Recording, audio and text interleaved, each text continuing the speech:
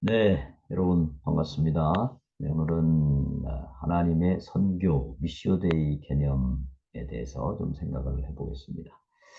이 오늘날 선교에 있어서 가장 중요한 개념, 또 가장 널리 쓰이고 있는 개념 중에 하나가 바로 이제 미시오 데이라는 것인데요. 미시오 데이가 나름대로 긍정적인 측면도 있지만 또 상당히 선교의 개념을 혼란스럽게 만드는 면도 없지 않아 있습니다. 자, 그것이 어떤 것인지 한번 함께 살펴보도록 하겠습니다. 네, 여기 보시면 하나님의 선교 개념, 미시오 데이 개념이 바라보는 하나님의 관심, 이해, 경향. 그러니까 미시오 데이 개념에서는 하나님이 이런 것에 관심을 갖고 계신다. 이렇게 주장을 하거든요. 그게 이제 하나님이 어디에 관심을 갖고 계시는 것인지 그들은 어떻게 주장하는지 한번 살펴보겠습니다. 첫째는 하나님의 주된 관심은 전통적으로는 세상의 구원이죠. 이 세상을 구원하는 것이 하나님의 가장 큰 관심이라고 그렇게 믿어왔는데 이 미시오데이 개념에서는 구원이 아니라 세상의 샬롬, 즉 믿는 사람이든지 안 믿는 사람이든지 모든 세상이 다 평화, 샬롬을 누리는 것이 하나님의 관심이다. 이렇게 생각을 합니다. 이런 경향은 그 대표적인 인물이 호켄다이크, WCC의 중요한 역할을 했었던 호켄다이크라는 사람에게서 많이 강조가 됐는데요. 그는 하나님이 보내신 메시아가 이루는 것은 샬롬이다. 이렇게 보았습니다. 이 샬롬은 단순한 개인 영혼 구원 이상의 것으로서 평화, 정직, 공동체, 조화, 정의 이런 것들을 다 포괄하는 것이다. 이렇게 보았습니다. 또 이 샬롬은 사회적 사건으로 인간들 사이에서 일어나는 것이다. 이렇게 보았습니다. 그런 이런 관점을 주장하면서 그 근거로 메시아가 하나님께서 보내신 메시아가 추구하는 것이 바로 샬롬이고 이사야 9장 6절에 평강의 왕, 또 미가서 5장 5절에 이 사람은 평강이 될 것이라. 또 스가랴 9장 10절 그가 화평을 전할 것이요. 요한복음 14장 27절에 나의 평안을 너희에게 주노라. 뭐 이런 것들을 이 샬롬의 근거로 세웠습니다. 어, 이 샬롬 이거를 이제 조금 더 간단하게 설명을 하면 우리는 JPIC 즉 정의, 평화, 창조질서, 보존 또는 보전으로 설명을 할 수 있겠습니다. 즉 하나님이 이 땅 위에서 그의 선교를 수행하시면서 구체적으로 이루어 가시는 사역은 바로 정의, 평화 그리고 창조 질서를 보존하는 사역이다. 이렇게 정리해 볼 수 있습니다. 어찌됐든지 간에 미시오 데이 개념에서 말하는 하나님의 관심은 이 세상의 구원보다는 세상의 샬롬에 더 하나님의 관심이 있다. 이런 경향을 보이면서 평화 문제 또는 창조 질서 보존 문제, 그리고 정의 문제 이런 것들을 이 미시오데이를 주장하는 에큐메니칼 선교의 핵심 목표로 제시하는 것입니다. 두 번째 특징은 샬롬을 이루는 방법을 전통적인 선교에서는 전도라고 생각했죠. 개인들이 전도를 통해서 하나님과 바른 관계가 회복이 된다면 이 사회도 결국 평화로워질 것이다. 이런 전도를 중심한 그런 방법을 생각했지만 이 미시오데이 개념에서는 전도가 아니라 구조악 자체를 해결해야 된다. 이렇게 보는 경향이 강합니다. 샬롬 관점에서 보는 구원 이해는 이게 결국 죄를 없애는 것인데 이 죄는 개인적 차원의 죄보다는 사회적 차원의 죄에 더 많은 관심을 기울이는 경향을 보입니다. 즉 죄는 가진 자가 못 가진 자를 구조적으로 억압하는 것이며 이런 죄의 해결을 하려면 그것은 구조적인 악에 속박당하여 죄인 취급을 받는 사람들을 해방하는 데서 그 진정한 구원이 이루어진다. 이렇게 보는 것입니다. 그렇기 때문에 이런 해방은 개인 전도로 이루어지기보다는 구조악을 이걸 깨뜨려 부셔야 되는데 이 구조악은 전도로 해결되는 것이 아니라 투쟁으로 또는 어떤 혁명으로 해결될 수 있다. 이렇게 보기 때문에 미시오 데이에서는 이 구조학 해결에 깊은 관심을 두고 있습니다. 예를 들면 1968년 웁살라 대회는 이렇게 이야기를 합니다. 우리는 가난한 자들과 압제받는 자들이 권리를 옹호하고 국내 및 국가 간의 경제 정의가 확립되도록 일해야 된다. 또 밴쿠버 회의에서도 교회의 영적인 투쟁은 가난한 자들, 압제받는 자들, 소외된 자들, 추방된 자들의 투쟁과 관계되어 있다. 성령은 투쟁하는 사람들 가운데 계신다. 이렇게 이야기했고요. 함께 생명을 향하여 문서 2013년에 채택된 WCC 선교 문서죠. 여기에서도 하나님의 선교에 참여하는 것은 만물을 위한 하나님의 뜻인 생명의 충만함을 방해하는 권력에 저항하고 저항해야 돼요. 어떤 구조악 권력에 또 투쟁할 것을 요구하고 또한 정의 인간처럼 생명의 대의를 지키는 운동에 함께 일할 것을 요구한다. 이렇게 말했습니다. 이 샬롬을 강조하다 보면 예수님만이 구원의 길이라는 것을 전하는 이 전도는 샬롬의 다소 방해 요소로 비칠 수도 있습니다.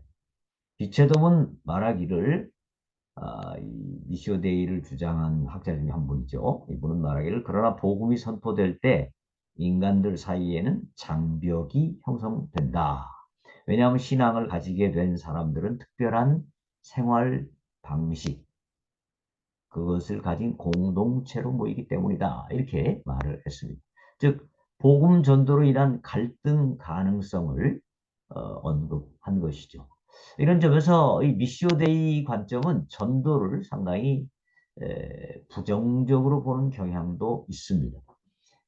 물론 에큐메니칼 진영이 전도라는 용어 자체를 거부하지는 않고 칼 브라텐이 말한 대로 공식적인 에큐메니칼 선교신학은 고전적 의미 안에서의 전도에 대해서 립 서비스를 한다. 즉 에큐메니칼 진영은 전도를 거부할 정도로 비외교적이지는 않다. WCC가 전도 자체를 아예 대놓고 거부하지는 않죠. 뭐 그렇게까지 하지는 않는데 그러나 샬롬을 위한 다양한 활동들을 전도에 포함하는데 예를 들면 함께 생명을 향하여 문서는 전도는 다 자기 비움의 겸손 가운데 다른 사람들에 대한 존중을 가지고 또한 다른 문화들과 신앙들을 가진 사람들과 대화하는 가운데 이루어진다. 그 다음에 또한 전도는 이러한 지형 변화 속에서 하나님의 통치의 가치들에 모순되는 억압과 비인간화의 구조들과 맞서야 한다. 자, 이 말은 결국 전도, 복음을 전하는 이 가장 중요한 행위 중에 하나인 전도를 지금 뭘로 변화시키는 겁니까? 어, 억압과 비인간화의 구조들과 문화들에 맞서는 그런 사회 행동으로 지금 바꾸고 있는 거죠. 전도보다 구조와 해결에 더 깊은 관심을 두기 때문에 전도마저도 비인간화된 구조에 맞서는 활동으로 이렇게 막 확장시키는 경향이 있습니다. 세 번째는 하나님의 주된 관심의 대상을 교회가 아닌 주변부 사람들로 보는 경향입니다.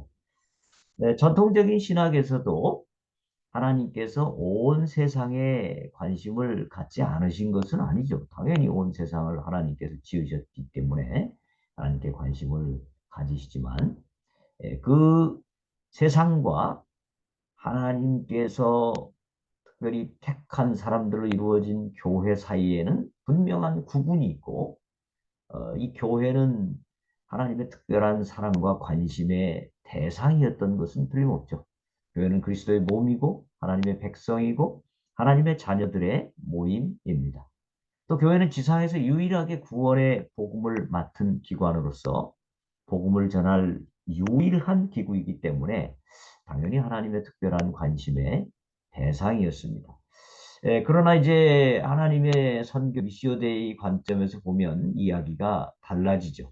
하나님의 주된 관심이 개인들의 영혼 구원이 아니라 세상에서의 샬롬이기 때문에 하나님의 주된 관심이 더 이상 교회가 아니고 세상이고 세상의 샬롬을 위한 기부는 교회 외에도 다양한 기부들이 있기 때문에 교회만이 특별한 하나님의 관심 대상이 될 수 없게 되는 것이죠. 그래서 이제 WCC는 이런 얘기를 합니다. 세상을 향한 하나님의 관심 견지에서 볼 때 교회는 세상의 한 조각, 즉 그리스도의 현존과 하나님의 궁극적 구속 사업을 지향하고 축하하기 위해 세상에 부과된 하나의 첨가물이다. 첨가물은 뭡니까? 아주 핵심적으로 중요한 것은 아니라는 것이죠. 있어도 되고 없어도 되고 뭐 있으면 좋지만 없어도 그렇게 큰 문제가 안 되는 게 첨가물 아니겠습니까? 이 말에 의하면 교회란 세상에 부과된 부수적인 존재일 뿐이며 세상에 샬롬을 가져오는 다양한 기구 중 하나에 불과하게 되는 것입니다.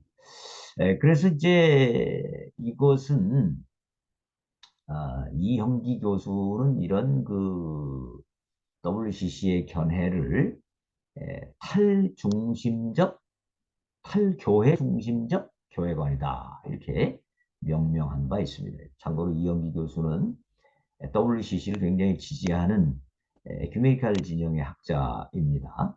그런데도 이 이영기 교수마저도 WCC의 교회관은 탈교회 중심적 교회관이다. 이렇게 이야기를 하면서 이런 얘기를 했습니다.